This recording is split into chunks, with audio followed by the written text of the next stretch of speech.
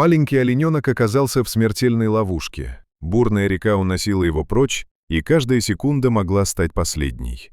Вдруг из ниоткуда появляется белая собака.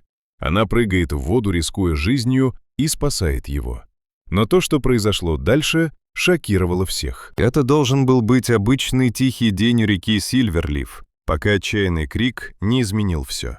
Глубоко в лесу крошечный олененок бродил один. Его ноги дрожали с каждым шагом, а тихие зовущие крики к матери растворялись в ветре. Мир вокруг казался слишком большим, слишком тихим, слишком опасным. И вот один неверный шаг. Земля под ним осыпалась. В одно мгновение маленькое существо рухнуло в бурную реку. Поток был беспощадным, холодная вода поглотила его хрупкое тело, закручивая в водовороте. Его ноги отчаянно били по воде, но это было бесполезно. С каждой секундой его уносило все дальше, он становился слабее, движения замедлялись. И вдруг он ушел под воду. В тот самый момент неподалеку Майкл ехал вдоль речной дороги со своей белой собакой по кличке Купер. Внезапно Купер замер, его уши насторожились. Тихое рычание, затем лай. Майкл нахмурился. Что такое? И тогда он тоже услышал это. Слабый крик. Едва различимый, но полный отчаяния. Майкл резко нажал на тормоза и побежал к берегу. Купер уже мчался вперед. Когда Майкл добрался до края, у него оборвалось сердце. В бурной воде тонул крошечный олененок. «Купер, нет!» Слишком поздно. Купер уже бежал. Он не колебался, не думал, просто прыгнул. Ледяная река всплеснула вокруг него, когда он вошел в воду.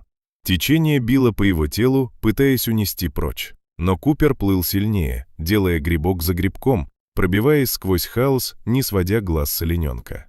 Маленькое существо уже почти не было видно, и вдруг исчезло. У Майкла перехватило дыхание. «Купер!» Не раздумывая, Купер нырнул. Пропал. Река поглотила его целиком. 1 секунда, 2, 3. И вдруг он вынырнул. В его пасти был олененок, безжизненный, едва живой. Течение пыталось разорвать их, унося в сторону. Но Купер тихо зарычал и крепче сжал хватку. Ровно настолько, чтобы удержать. Осторожно, точно, решительно. Он не собирался отпускать. Ни сейчас, ни когда-либо. Его мышцы горели, дыхание стало тяжелым, но он продолжал плыть все ближе и ближе, пока вода не стала мельче. Майкл вбежал в реку и схватил олененка, пока Купер, шатаясь, выбирался вперед. Они справились. Маленькое тело сильно дрожало, мокрое, хрупкое, но живое. «Все хорошо, ты в порядке», — прошептал Майкл, заворачивая его в свою куртку. Купер стоял рядом, тяжело дыша, измотанный, но наблюдая, всегда наблюдая. Той ночью олененок лежал у камина в маленьком доме Майкла, и Купер ни разу не отходил от него. В следующие дни произошло нечто невероятное. Олененок начал выздоравливать, вставать, снова доверять. Майкл назвал ее Люма, а Купер стал ее тенью. Они играли вместе, гуляли вместе, отдыхали бок о бок. Невероятная дружба между двумя мирами, которым, казалось, не суждено было встретиться. Но глубоко внутри Майкл знал правду.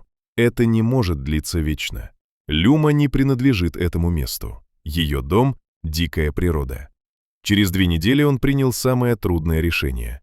Они вернулись к реке, туда, где все началось. Лес был тих, словно ждал. Майкл открыл дверь, и Люма вышла. Она остановилась, прислушиваясь, и вдруг из деревьев появилась взрослая олениха. Все изменилось в тот момент. Люма замерла, затем сорвалась с места и побежала прямо к ней. Они встретились на поляне, нежно касаясь друг друга, мгновенно узнавая. Мать и дитя воссоединились. Майкл не сказал ни слова. Это было не нужно. Через мгновение Люма обернулась всего 1 раз. Их взгляды встретились. Благодарные, мягкие, незабываемые. И затем она исчезла в лесу, там, где ей и место.